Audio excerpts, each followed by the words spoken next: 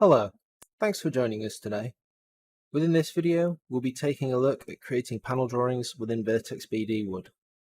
Once you've completed your panels, we can now produce the drawings for them. This is a requirement for producing NC data. Please note, this will work with all types of panels and trusses.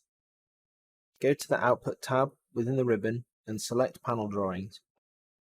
The Element Drawings window will open on the left-hand side of the screen, over by the project document browser.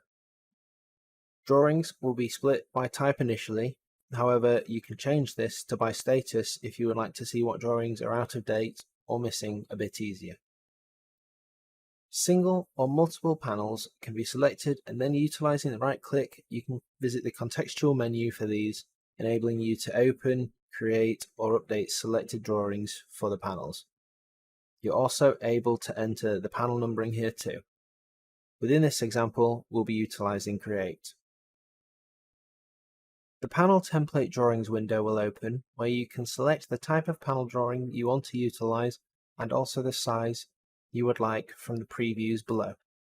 Note that unlike previous versions of the software, it is possible to create different drawings for different panel types at the same time. The program will cycle through different panel types, enabling you to choose the relevant panel drawing templates at the most appropriate time. Double-click and the program will create the drawings. If multiple panel types are selected, you will then be prompted to select the panel drawing for the next type. To open and edit the drawings, simply click any panel label in 2D, right-click to bring up the contextual menu, and select Open Drawing or Create Drawing. This concludes our video on panel drawings. Join us for our next video, where we'll be taking a look at adding floors within Vertex BD Wood. Thanks for watching.